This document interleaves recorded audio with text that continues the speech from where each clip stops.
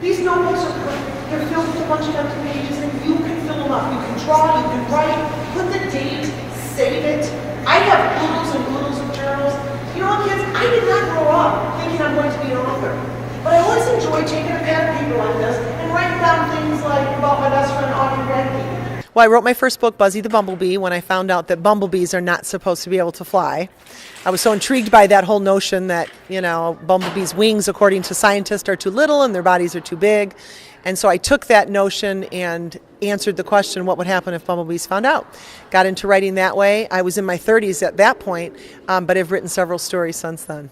15 so far, got a couple more in the works. I usually do about 1 or 2 books a year, but 15 right now. I have a book called Someday Is Not a Day of the Week about not putting off the things that matter most. Quite a few of them actually do have a message or a moral. Well, I'm doing 3 general presentations, and then I'm spending some time with 3rd and 5th graders. We're going to do about 24 students that the teachers are sending to me. We're going to do a writing workshop. So we're actually going to do some writing activities, and these are children that really love writing. As you know, not every child loves to write. And as I always tell kids, that's okay. They're not all going to grow up to write children's books. But writing is just an important skill that we need to get our kids to write as well as we can, for sure. I was in Omaha. I flew in on Wednesday, and I presented at a school in Omaha. And then I'm on my way to the Nebraska Reading Conference in Kearney.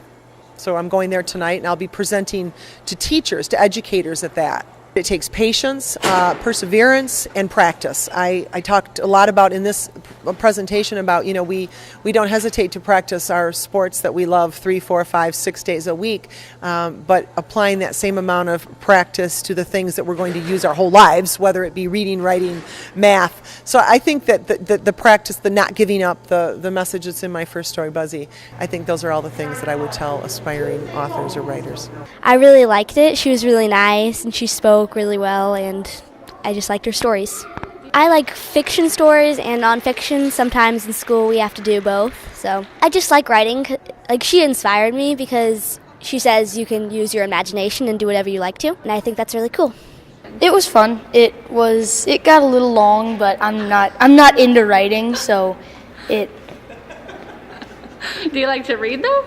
Yeah. I like to read fiction, action, and adventure type stuff. I've read a lot, and there's not really a favorite. I like them all. So I listened to Buzzy the Bumblebee. It was our book of the month. It was cool. It was really it had a really good lesson. You shouldn't give up if you like something. The moral of the story: if you want something, don't give up. Okay? I tell people that all the